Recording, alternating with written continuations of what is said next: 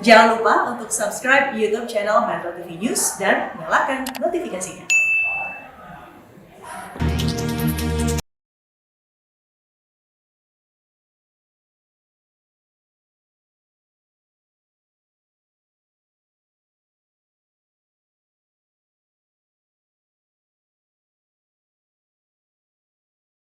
Dalam tindak pidana terorisme hingga kini masih menyisakan perdebatan di ruang publik. Banyak yang mendukung penangkapan, namun tidak sedikit pula yang menolak. Sayangnya ekspresi itu mayoritas didasari emosional semata. Semestinya yang kita lakukan adalah berbasis hukum dengan mengikuti perkembangan penangkapan secara seksama. Pemirsa, inilah editorial Media Indonesia hari ini, Kamis 29 April 2021, dengan tema penangkapan Munarman. Bersama saya Leonard Samosir, dan kami juga mengundang Anda untuk berpartisipasi melalui sambungan telepon di 021-583-9900. Dan pemirsa, pagi ini telah hadir di Studio Metro TV Ketua Dewan Redaksi Media Group Usman Kansong. Bang Usman, selamat pagi. Selamat pagi, Leo. Sehat-sehat, Bang? Sehat, Leo. Pakai masker, jaga jarak, tetap kita lakukan ya. Betul. Kita akan membahas bagaimana penangkapan Munarman, karena ini ramai, Bang, ya, terutama juga di dunia netizen, betul, di dunia maya. Tapi kita akan lihat dulu ada beberapa berita yang menjadi perhatian media Indonesia untuk hari ini. Yang pertama, ini terkait dengan reshuffle yang katanya tadinya akan banyak, Bang, tapi ternyata hanya 2. Ya. Dan di dalam headline dikatakan bahwa Bahlil, ini adalah Menteri Investasi yang baru, janji untuk tancap gas. Gas seperti apa yang akan ditancap ini, Bang Usman? Iya, jadi Presiden memberikan target 900 triliun investasi yang mesti kita datangkan ke Indonesia. Tahun ini? Iya, tahun ini, dan Bahlil akan tancap gas untuk mencapai target yang ditetapkan oleh Presiden. Itu 900 triliun itu investasi baru atau ya, investasi yang sudah ada juga bertambah juga? Iya, investasi baru mestinya ya, investasi baru. Terakhir kita itu kan kurang lebih baru mencapai separuhnya ya, begitu ya. Jadi masih harus tancap gas lagi, kira-kira seperti itu. Pertanyaannya adalah apakah kemudian ini bisa dicapai juga, beberapa orang mengatakan Undang-Undang Cipta Kerja disebut-sebut akan membuka jalan. Itu juga termasuk tidak, Bang? Iya, salah satu optimisme Bahlil ya karena adanya perangkat hukum, yaitu Undang-Undang Cipta Kerja yang membuka peluang lebar untuk investasi. Oke, kita harapkan itu bisa dicapai, dan tentunya juga diperhatikan investor yang sudah ada ya, Bang ya. Betul. Jangan kemudian hanya membuka pintu untuk investor baru. Kita tinggalkan berita itu, kita ke halaman 2, halaman dalam di harian Anda. Ini terkait dengan Lebaran, Bang Usman. Larangan mudik, jangan tebang pilih. Ya. Ini maksudnya yang dipilih yang mana nih maksudnya? Ya, kemarin ada ide untuk memberikan kesempatan kepada para santri untuk mudik. Nah, kemudian muncul ya pendapat lah, tidak boleh tebang pilih. Ini aturan larangan mudik berlaku bagi siapapun. Baik berlaku bagi ASN, bagi masyarakat biasa, TNI, Polri, siapapun berlaku ini begitu. Cuma memang nanti diatur di masing-masing tempat. Misalkan kalau ASN yang nekat mudik itu apa sanksinya? Hal seperti itu saja. Tapi larangan mudik mestinya berlaku buat semua, karena semua orang sama di hadapan hukum, kan begitu. Masalahnya kenapa muncul ide itu dari awal, Bang? Ya, saya kira mungkin karena santri begitu kan, santri itu sudah terlalu lama barangkali mondok di pesantren, maka biasanya pada hari raya Idul Fitri itu adalah kesempatan mereka untuk pulang. Berkumpul dengan keluarga ya? Iya, berkumpul dengan keluarga. Tapi masalahnya itu juga yang dalam masa pandemi ini bisa berbahaya begitu ya, bisa menjadi sumber penularan. Baik, kita harapkan ini bisa diperhatikan. Kita akan ke berita selanjutnya, kali ini dari halaman lebih dalam lagi di harian Anda, halaman 7 pemirsa, terkait dengan tes palsu antigen ini. Tes palsu laboratorium di Kuala Namu di Sumatera Utara disegel. Ini bahaya ini, Bang, karena kalau tidak dituntaskan nanti orang malah jadi ragu dengan antigen-antigen yang lain. Bagaimana? Iya, betul. Jadi memang ini temuan yang memang diawali oleh kecurigaan. Di Kuala Namu itu nomor 1 hasilnya cepat sekali, hanya dalam waktu beberapa menit begitu, yang biasanya minimal 30 menit, yaitu bisa kita peroleh dalam waktu lebih cepat. Satu. Gitu. Kedua, hasilnya kebanyakan positif. Antigen ini? Iya, ya itu kan mencurigakan. Nah ternyata salah satu penyebabnya adalah, bukan salah satu, memang penyebabnya adalah ya itu antigen yang dipakai, sticknya itu yang sudah pernah dipakai. Oh. Kemudian dibersihkan saja begitu. Oh, modusnya apa ini Bang? Ya modusnya untuk mungkin mendapatkan keuntungan ya, karena itu ternyata adalah pegawai-pegawai anak perusahaan Kimia Farma, ya Kimia Farma Medica atau apa begitu namanya. Okay.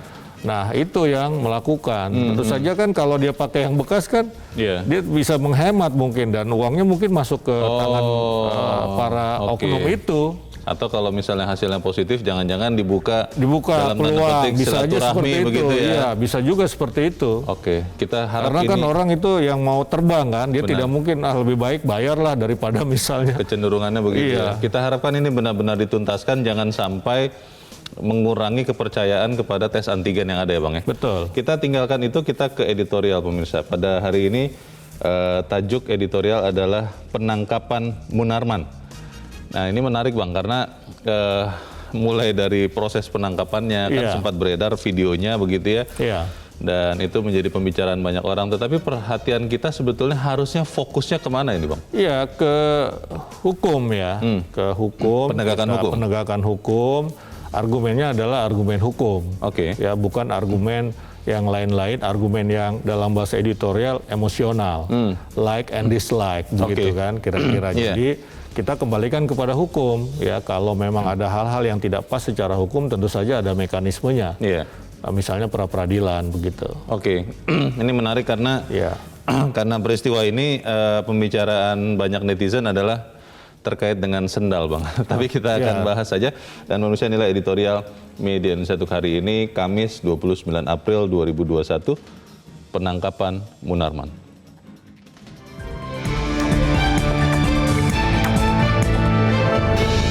Penangkapan Munarman.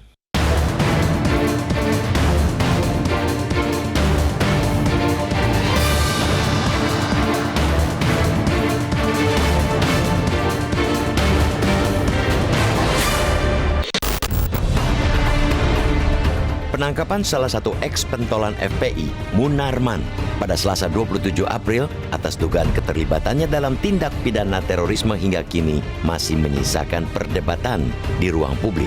Banyak yang mendukung penangkapan, tak sedikit pula yang menolak. Sayangnya, ekspresi dari kedua pihak itu mayoritas didasari emosional semata.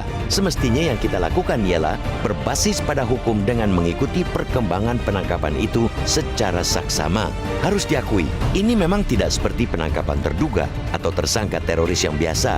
Atribusi Munarman sebagai mantan sekretaris umum FPI, organisasi yang kini sudah dilarang pemerintah, tentu akan menjadi bahan yang kuat bagi sebagian orang untuk menarik-narik topik penangkapan ini sebagai isu politik. Padahal seharusnya kita tetap menempatkan penangkapan Munarman ini dalam keranjang isu terorisme sesuai yang dituduhkan polisi kepadanya. Kita percaya polisi yang menduga Munarman terlibat dalam bayat atau pengambilan sumpah setia kepada kelompok teroris yang digelar di Jakarta, Makassar, dan Medan telah mengantongi setidaknya 2 alat bukti kuat sebelum mereka menangkapnya. Polisi, menurut hukum, tentu saja punya kewenangan menangkap. Kalaupun ada pihak yang meragukan itu atau menilai tindakan Densus 88 anti teror Mabes Polri dalam penangkapan tersebut berlebihan, sewenang-wenang, dan tak sesuai aturan, kita mesti ingat bahwa Munarman sebagai subjek yang dikenakan tindakan mempunyai hak untuk menguji tindakan polisi itu, salah satunya melalui gugatan pra peradilan. Munarman memang bukan pelaku teror secara langsung, tapi bila menilik tuduhan serius terhadapnya yang ikut dalam kegiatan pembayatan kelompok teroris, itu bisa diartikan dia ikut menciptakan teroris-teroris baru. Itulah yang mesti dibuktikan benar atau tidaknya. Pengadilanlah tempatnya. Dengan meletakkannya pada koridor hukum, publik tak perlu lagi bertengkar dan menarik-nariknya ke dalam persoalan politik. Dengan rela diperiksa, ini sebetulnya kesempatan bagi Munarman untuk menunjukkan apakah ia bersalah atau tidak. Sebaliknya, polisi juga punya tempat untuk membuktikan apakah tindakan mereka memang sesuai aturan atau hanya pesanan politik. Namun, jauh di atas itu, sesungguhnya benang merah dari kasus ini ialah terorisme. Kita sudah lama memiliki mimpi dan tujuan yang sama, yaitu menumpas terorisme yang kita tahu amat sulit dicegah jika tidak ada kerjasama dari semua elemen bangsa. Tak selayaknya bila kepingan-kepingan dari isu besar terorisme seperti penangkapan Munarman malah mendistorsi tujuan besar tersebut. Kejadian beberapa waktu belakangan, seperti bom bunuh diri di depan gereja Katedral Makassar, Sulawesi Selatan, dan penyerangan markas besar Polri di Jakarta, semestinya menyadarkan kita untuk semakin membulatkan fokus dalam peperangan melawan terorisme. Setiap kejadian teror ialah penegasan bahwa kita, terutama aparat keamanan, pantang lengah. Mengendorkan kewaspadaan terhadap ancaman terorisme akan menjadi awal mula kekacauan teror yang semakin besar. Karena itu, fokus adalah kunci. Jangan pernah lalai dan kehilangan fokus. Jangan karena kita terlampau gaduh merespons penangkapan Munarman, misalnya konsentrasi aparat dalam mengantisipasi serangan teror menjadi lunglai. Ingatlah, sebuah teori tentang terorisme internasional. Hampir tidak ada negara yang mampu menjamin dirinya bebas dari terorisme. Tetapi negara yang lemah dan lalai punya peluang lebih besar menjadi sarang terorisme. Apakah kita termasuk negara yang lemah dan lalai? Kita sendiri yang harus membuktikan kalau negara kita tidak seperti itu.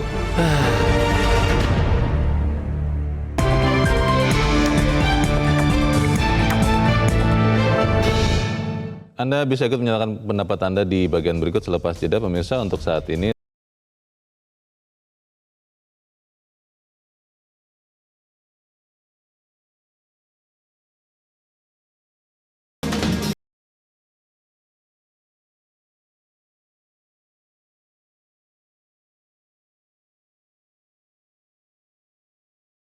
Indonesia. Bang Usman, sebelum kita berdiskusi, Bang, kita coba bertanya dulu kepada pengamat terorisme yang sudah terhubung lewat saluran telepon, Ridwan Habib. Mas Ridwan, selamat pagi. Selamat pagi, Mas Leonard.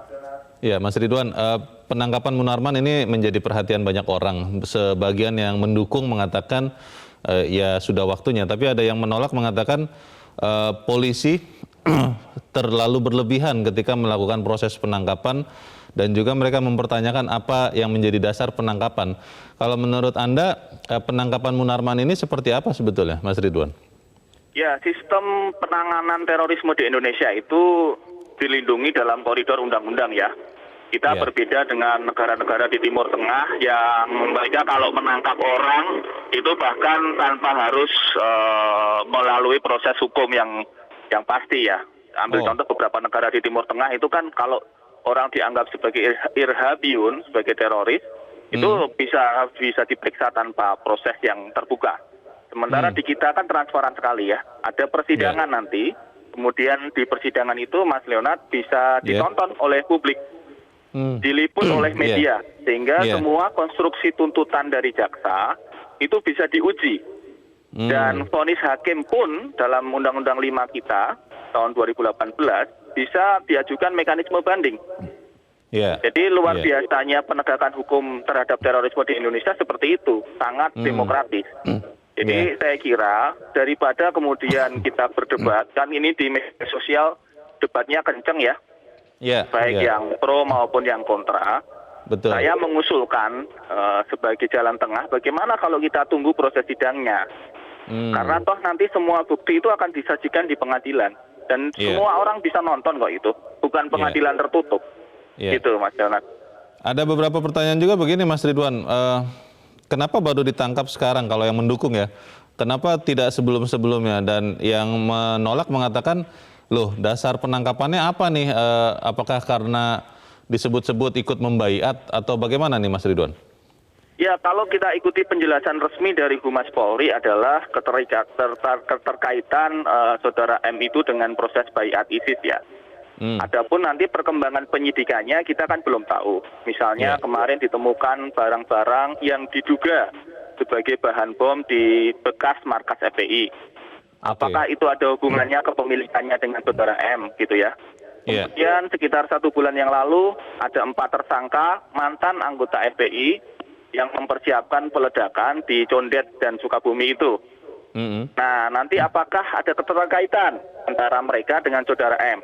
Ini kan Oke. prosesnya sedang berjalan, penyidikan baru 3 hari. Jadi saya kira daripada kita menduga-duga, nanti juga salah juga kalau kita menduga-duga. Lebih Oke. baik saran saya menunggu prosesnya.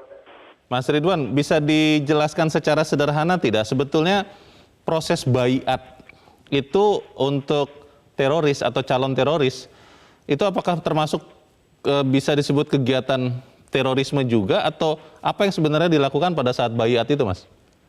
Ya, baiat ISIS itu artinya melepaskan keterikatan kepada Negara Kesatuan Republik Indonesia dan mengakui satu pemerintahan tunggal yang disebut dengan Daulah Islamiyah, dipimpin saat itu adalah Abu Bakar al-Baghdadi. Artinya orang yang hadir dalam forum baiat itu tahu pasti bahwa yang hadir di situ semuanya makar terhadap NKRI. Karena kan baiat itu kan melepaskan keterikatan terhadap NKRI. Oke. Nah, apakah kemudian itu nanti masuk dalam konstruksi tidak melaporkan tindak pidana terorisme? Bisa juga. Kan kalau dari pihak saudara M kan mereka berdalih bahwa hanya diundang kok itu, hanya tamu gitu. Akan tetapi kalau kita dalam forum seperti itu ya, dalam suasana seperti itu dan mereka jelas-jelas menyatakan loyalitas kepada pemerintahan ekstensi atau organisasi eksternal yang di luar NKRI. Tentu apalagi seorang sarjana hukum tentu paham bahwa itu tindakan melanggar hukum. Nah, Baik. apakah kemudian karena diam saja lalu kemudian itu dapat dipidana? Nah, itu yang kita tunggu, Mas Leonard. Baik, kita berarti hormati proses hukum dan kita ikuti saja nanti seperti apa prosesnya. Mas Ridwan Habib, terima kasih sudah bergabung di editorial dan mencerahkan kami pagi ini. Selamat pagi, Mas. Dijelaskan Bang Usman oleh Mas Ridwan bahwa apa itu proses baiat, karena mungkin kita banyak yang belum mengerti persis apa. Tapi kemudian pertanyaannya, kalau membaiat atau ikut hadir di proses itu, apakah itu cukup untuk menjadi dasar dugaan pelanggaran hukum? Iya, saya kira itu sudah jelas ya, bahwa baiat itu kan tadi Mas Ridwan menjelaskan bagian, bahkan makar itu sendiri. Karena dia tidak melepaskan diri keterikatan kepada pemerintah Republik Indonesia. Dan kalau kita lihat Abdullah Baghdadi itu dan yang tadi disebutkan, itu kan banyak melakukan terorisme di berbagai negara begitu. Nah, walaupun itu judulnya diundang, katakanlah seperti itu betul begitu. Ini juga pelanggaran hukum, ya pelanggaran hukum, karena dia menyediakan diri untuk hadir di tempat di mana terjadi pelanggaran hukum itu begitu. Nah, jadi kalau dalam konteks hukum maka dia menyembunyikan informasi tentang makar, tentang terorisme.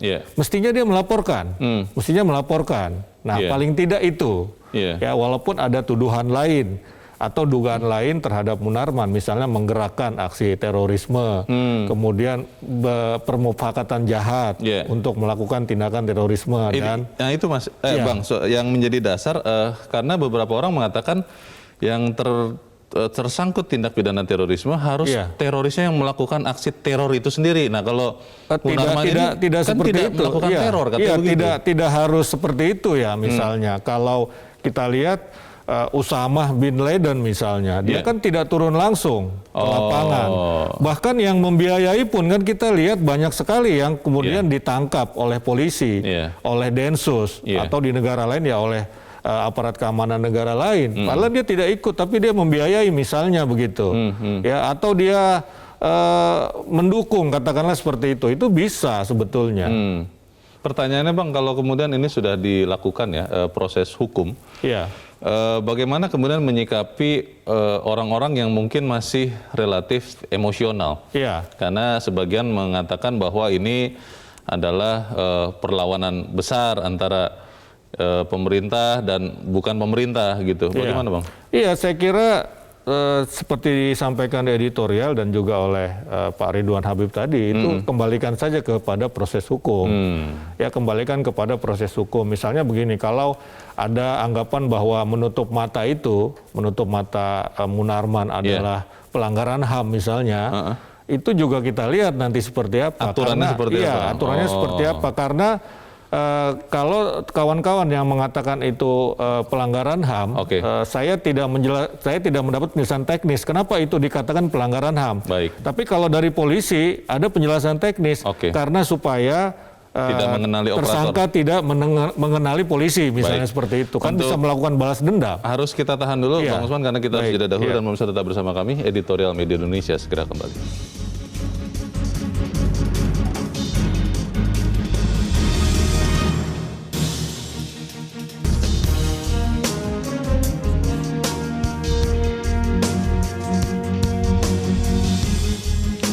Terima kasih pemirsa, Anda masih bersama kami di Editorial Media Indonesia. Bang Usman, sebelum kita lanjutkan diskusi, Bang, kita mau coba dengarkan dulu pendapat dari pemirsa Metro TV.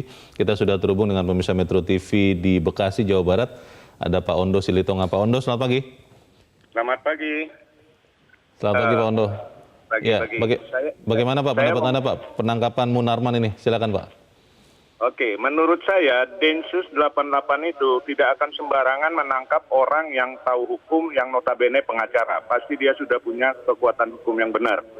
Bila penangkapan tersebut tidak berlandaskan hukum menurut pengacaranya, misalnya belum ada panggilan 1, 2, dan 3. Setahu saya untuk teroris itu tidak memerlukan panggilan 1, 2, dan 3. Sebagai pengacara ya sudah pra-peradilkan saja. Dan atau tunggu aja pengadilan gitu loh.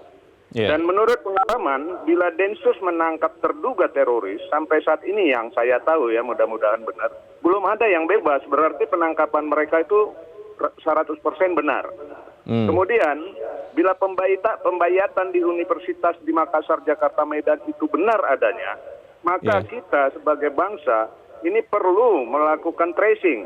Apakah yang sudah dibaiat tersebut sudah lulus?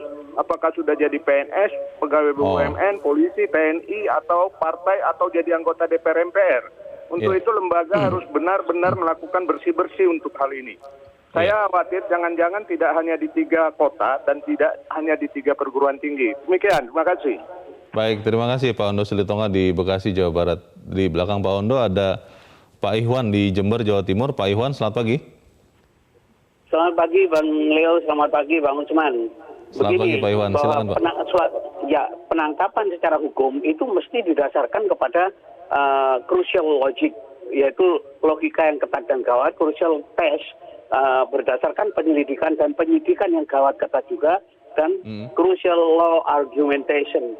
Jadi adanya argumentasi hukum yang ketat dan gawat. Nah, apa yang dilakukan oleh Densus 88 itu memang mereka ini profesional dalam bidang itu. Jadi bukti, saksi itu harus gawat dan ketat juga. Atas dasar itu, yang menarik adalah si Munarman ini terkait dengan persoalan FPI yang notabene seperti itu keadaannya. Nah, untuk itulah maka sebenarnya ada yang lebih berbahaya dari itu. Karena ini kalau tuduhannya itu didasarkan kepada terorisme, radikalisme, maka ada yang lebih berbahaya lagi, yaitu radikal yang kaitannya dengan apa istilahnya itu ya, radikal yang kaitannya dengan masalah kiri. Nah, ini kaitannya Munarman ini kanan, sekularistik, jadi radikal sekularistik kiri. Nah, ini sebenarnya yang lebih gawat lagi sebenarnya. Baik. Jadi kalau ini dikaitkan dengan persoalan politik, maka wah hebat sekali ini. Harus ada proses pengadilan dan bukti-bukti dan saksi yang kuat. Terima kasih. Baik, terima kasih Pak Iwan di Jember, Jawa Timur. Di belakang Pak Iwan ada Pak Bambang Saptono di Surakarta, Jawa Tengah. Pak Bambang, selamat pagi. Selamat pagi Metro TV dan selamat pagi saudaraku bangsa Indonesia.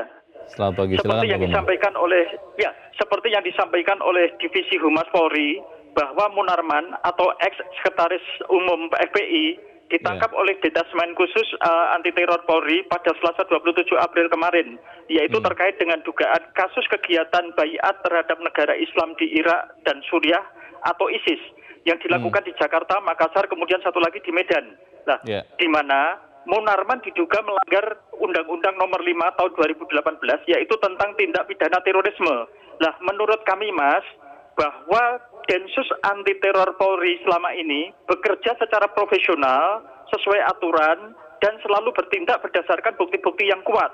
Nah, oleh karena itu, apabila ada pihak atau kuasa hukum dari Munarman yang menilai ada kejanggalan di dalam proses penangkapan Munarman tersebut, maka punya hak untuk mengajukan pra-peradilan. Kita semua tahu bahwa negara Indonesia dan negara-negara di dunia menjadikan terorisme sebagai kejahatan luar biasa atau extraordinary crime, di mana untuk penanganannya sangat berbeda dengan kejahatan-kejahatan pada umumnya. Lah, terkait kenapa Munarman harus ditutup matanya dan diborgol tangannya ketika tiba di Polda Metro Jaya, yaitu bahwa Polri menggunakan prosedur standar internasional di dalam penangkapan tersangka teroris. Saya menyayangkan Polri. Kenapa Munarman tidak diberikan masker? Terima kasih, Mas. Baik, terima kasih Pak Bambang Sabtono di Surakarta, Jawa Tengah. Selamat pagi. Di belakang Pak Bambang ada Pak Edward di Curup, Bengkulu. Pak Edward, selamat pagi. Selamat pagi Bung Leonard, selamat pagi Bung Kohar. Bang Usman. Hal yang penting. Ya, silakan Pak Edward. Usman Kapsom. Sorry Basma. Ada 3 poin penting.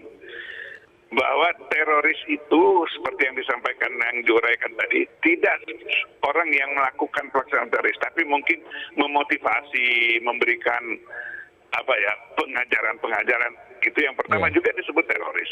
Kedua, Munarman ini selama ini kita lihat narasinya betul-betul membenci pemerintah, selalu memberikan semangat kepada orang untuk melawan pemerintah.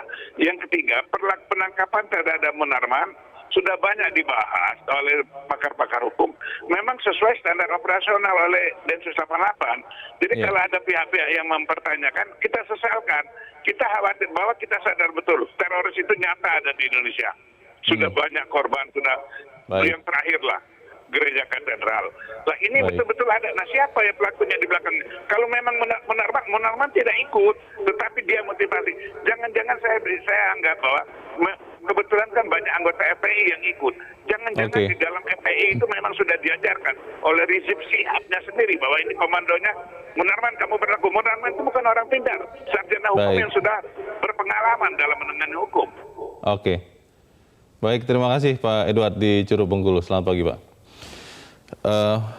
Pertanyaannya menarik. Tadi Pak Ondo mengatakan, Bang Usman, bahwa yang perlu diwaspadai justru kalau proses baiat itu mengeluarkan orang-orang yang bisa teror. Dan tadi sebagian besar pemirsa mengatakan kalau memang tidak puas dengan proses hukumnya, bisa ada langkah pra-peradilan. Bagaimana Pak? Iya betul, saya kira yang disampaikan oleh para pemirsa tentang proses hukum itu juga sama dengan yang disampaikan oleh editorial. Kalau ada yang dianggap tidak pas dalam proses penangkapan itu, ya ada mekanisme pra-peradilan begitu. Jadi kita tunggu saja. Katanya pengacaranya kan mau mengajukan pra-peradilan dan polisi siap menghadapi. Berulang kali kok polisi diajukan ke pra-peradilan begitu, ya kebanyakan sih tidak dikabulkan gugatan pra-peradilannya itu, artinya polisi yang benar begitu.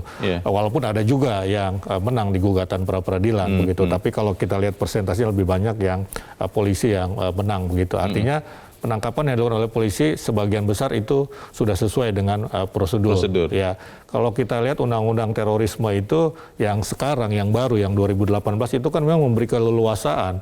Tidak harus orang berbuat dulu itu sudah bisa ditangkap. Yang kemarin itu ada 14 pasangan, kurang lebih seperti itu, ada 7 pasangan terdiri dari 14 orang. Ini kan trennya kan pasangan yang melakukan aksi teror suami istri. Nah itu ditangkap dan mereka memberikan kesaksian ya bahwa mereka pernah dibaiat. Ini kasus Makassar terutama begitu kan, dibaiat dan Munarman hadir di situ begitu katanya. Nah selain kasus yang di Jakarta gitu ya, yang Munarman berinteraksi bahkan dengan mereka begitu kan. Nah jadi cukup alasan sesuai dengan undang-undang bagi polisi untuk menangkap begitu.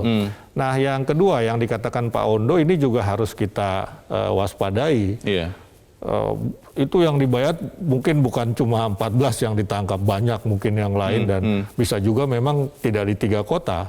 Dan bentuk bayatnya itu macam-macam kan, bisa saja begitu. Nah karena itu kita harus waspadai karena ini bisa jadi radikalisme atau apapun namanya itu yang mengarah ke terorisme itu sudah menyusup ke mana-mana kan, begitu, ke kampus, ke BUMN bahkan, ke ASN, itu yang perlu kita telisik begitu. Baik, menarik untuk mencari tahu nanti bagaimana cerita besar di balik penangkapan ini.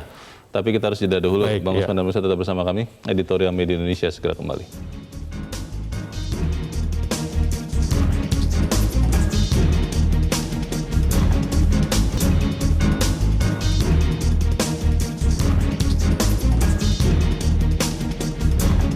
Terima kasih pemirsa, Anda masih bersama kami di Editorial Media Indonesia. Kita di bagian akhir dari diskusi kita pagi ini.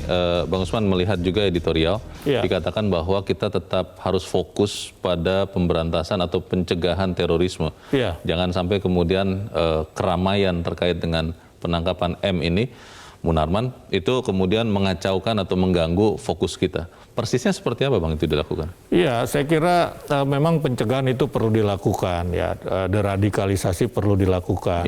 Nah, salah satu pencegahan itu tadi yang disampaikan Pak Ondo juga, ya kita pantau sebetulnya seperti apa bayat-bayat itu. Begitu. Di tracing itu ya, siapa-siapa yang ikut ya? Ya, salah satu pencegahan itu kan bisa dilakukan oleh Densus 88, itu menangkap orang yang belum melakukan terorisme, tapi sudah ada indikasi-indikasi melakukan terorisme begitu. Ya, itu juga upaya pencegahan sebetulnya. Nah, kemudian yang lain lagi tentu saja melalui proses pendidikan ya di masyarakat, pendidikan kewarganegaraan, Pancasila, pendidikan agama yang moderat, istilahnya moderasi beragama, karena memang kita tidak bisa pungkiri banyak terorisme yang dilakukan atas nama agama.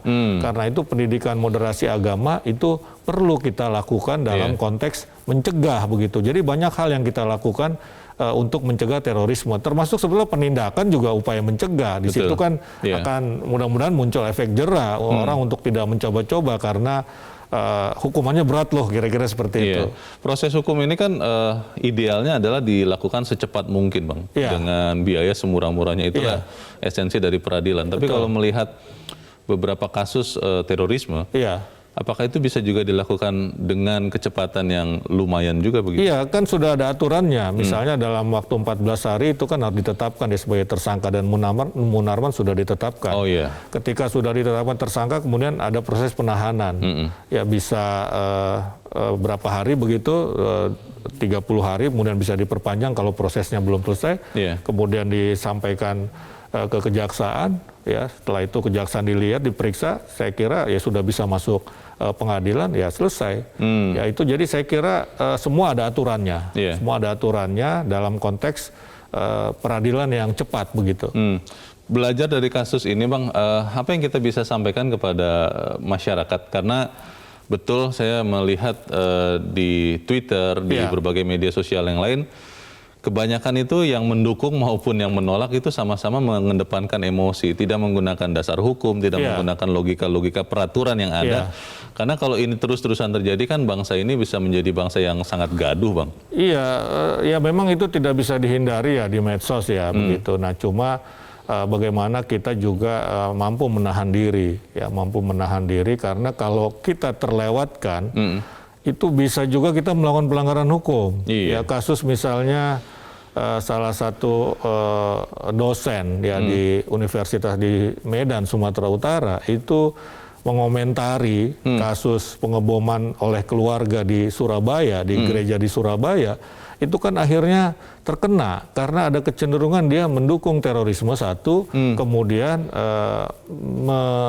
melecehkan polisi begitu. Hanya dengan komentar di... Dengan komentar. Nah, jadi itu yang membuat kita mestinya perlu menahan diri begitu ya. Kalau sudah kelewatan, sudah keterlaluan, itu bisa kena kita begitu ya. Jadi saya kira ya sudahilah yang tidak produktif itu ya, yang tidak produktif itu supaya energi kita itu ya justru kita pakai untuk menanggulangi terorisme ini, dalam arti mencegah gitu ya terorisme ini, karena terorisme ini kan harus kita perangi bersama-sama ya. Nah mungkin karena yang mendukung mendukung penangkapan itu juga terlalu kencang sehingga memunculkan resistensi kan begitu. Itu juga tidak baik menurut saya. Proporsional sajalah begitu kan. Misalnya sampaikanlah fakta-fakta begitu di media sosial tanpa dibumbui oleh komentar, penilaian dan lain-lain. Saya kira itu mestinya kita lakukan ya, literasi bermedia sosial itu sangat penting begitu. Oke, Bang Usman, di dalam kasus penangkapan Munarman ini ada ironi karena fiksi hukum mengatakan semua warga negara dianggap mengetahui hukum. Dan ini adalah seorang sarjana hukum. Yang mengerti hukum seharusnya karena juga berprofesi di situ. Tapi dengan sadar, ini masih dugaan ya Bang, kita menjunjung tinggi praduga tak bersalah. Tapi kelihatannya dengan sadar melanggar hukum, melawan negara. Ini apa pelajaran yang bisa kita pelajari dan kemudian kita bantu mencegah hal serupa terjadi juga, Bang? Iya, jadi saya kira ada yang lebih tinggi lagi dari pendidikan hukum yang diperoleh oleh Munarman, yang sehingga mempengaruhi dia untuk melakukan itu. Apa itu ideologi, saya kira. Ya, ideologi itulah yang membuat dia seolah-olah ya nggak apa-apa kita hadiri saja ini baiat atau ikutan membaiat, saya tidak tahu seperti apa dugaannya begitu. Karena ideologinya Munarman paham betul mestinya sebagai sarjana hukum, orang yang mendapat pendidikan hukum. Tadi Pak Ridwan Habib juga sudah mengatakan itu. Ya, bahwa kita tidak boleh tidak memberikan informasi kalau ada kejahatan atau pelaku kejahatan. Itu begitu. termasuk melakukan kejahatan sebetulnya. Sama melakukan kejahatan begitu. Nah, itu kan mestinya paham betul. Tapi kok kenapa malah melakukan pembelaan? Saya nggak ikut-ikut kok, saya cuma hadir begitu. Padahal hadir sendiri sebetulnya sudah merupakan pelanggaran hukum dan salah itu.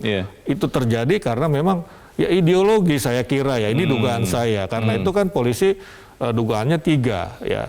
Menyembunyikan informasi tentang terorisme, yang kedua itu menggerakkan ya terorisme, kemudian yang ketiga berkonspirasi ya, karena tadi ada fakta, ada kesaksian pelaku yang dicondet ditangkap itu kan pernah berinteraksi dengan Munarman, dan saya kira mestinya Munarman itu paham betul itu siapa dia begitu kan. Nah, jadi kalau begitu ya, kalau karena urusannya ideologi, maka kan ideologi itu kan ditransfer melalui apa? Pendidikan kan begitu. Makanya pendidikan moderasi tadi beragama itu menjadi penting untuk mencegah menyusupnya ideologi-ideologi yang saya kira tidak pas lah begitu. Dan kita tidak bisa membiarkan proses deradikalisasi atau tugas itu hanya kepada institusi-institusi anti teror ya, Bang. Kita sebagai warga negara harus berperan juga. Iya, kita harus berperan ya, harus berperan dari hal-hal yang mungkin bukan sepele. Kita kadang tidak peduli dengan sebelah kita. Ternyata begitu kita tahu itu teroris begitu kan. Banyak kejadian seperti itu karena tidak aware kita. Nah, itu memerlukan kesadaran, kontribusi dari masyarakat untuk tidak ragu, misalnya membantu polisi, membantu Densus, membantu BNPT begitu untuk melaporkan. Selain itu ya tadi pencegahan ya. Sudahlah kita tahu kok itu salah begitu kan. Baik. Ya, itu menyebabkan penderitaan orang lain begitu. Baik, kita harapkan kita sama-sama belajar dan kemudian benar-benar mengedepankan hukum ya di atas segalanya. Bang Usman Kansong, terima kasih sudah di tempat ini, Bang. Selamat pagi. Selamat pagi. Pemirsa, mengendurkan kewaspadaan terhadap ancaman terorisme akan jadi awal mula kekacauan teror yang semakin besar. Jangan pernah lalai dan kehilangan fokus. Jangan karena kita terlampau gaduh merespons